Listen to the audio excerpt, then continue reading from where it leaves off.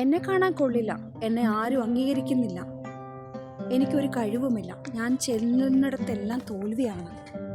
മറിച്ച് ഞാൻ ആരെയും സ്നേഹിക്കാൻ പോയി അവർ പോലും തിരിച്ച് സ്നേഹിക്കുന്നില്ല, എനിക്ക് ആരെയും കാണണ്ട. ഇങ്ങനെയുള്ള ചിന്തകൾ കൊണ്ട് നടക്കുന്നവരുടെ ഒരേ ഒരു ചോദ്യം, നിന്നെ സ്നേഹിക്കുന്നവരുടെ സ്നേഹം തിരിച്ചറിഞ്ഞിട്ടില്ലെങ്കിൽ നീ അവരെ സ്നേഹിച്ചിട്ടില്ലെന്നർത്ഥം. അതുമല്ലെങ്കിൽ നിനക്ക് കഴിവില്ലാന്ന് നീ പറയുമ്പോഴേ ഏതെങ്കിലും നിൻ്റെ കഴിവ് നീ തെളിയിക്കാനായിട്ട് പരിശ്രമിച്ചിട്ടുണ്ടോ? ഒരു മൂളിപ്പാട്ട് പാടാനുള്ള ധൈര്യം നീ കാണിക്കാനായിട്ട് ഒരു മനസ്സാകണം. എന്നിട്ട് നീ ഈ പറയുന്ന കാര്യങ്ങളിലേക്ക് നോക്കാം.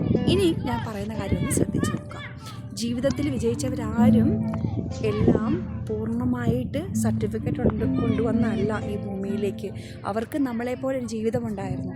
ആദ്യം അവരും കരഞ്ഞാ തുടങ്ങിയത്, പിന്നീട് പിച്ച വെച്ച് നടന്ന് ഓടി വീണ് തളർന്ന് ഭക്ഷണം പോലും കഴിക്കാത്ത സാഹചര്യങ്ങളിലൂടെയൊക്കെ കടന്നു പോയ വ്യക്തികളുണ്ട്, വലിയ വലിയ നിലയിലെത്തിയവർ. അത്തരക്കാരുടെ ജീവിതങ്ങളെക്കുറിച്ചൊന്ന് വായിച്ച് പഠിക്കുമ്പോൾ നീ ഒന്ന് ആലോചിച്ച് നോക്കുക, അല്ലെങ്കിൽ നീ നിന്നെ തന്നെ ഒന്ന് കമ്പയർ ചെയ്യുക അത്തരക്കാരുമായിട്ടാണ്. ആരാണ് ഭാഗ്യവാൻ, നീയാണോ അവരായിരുന്നു എന്ന് ചിന്തിക്കുക.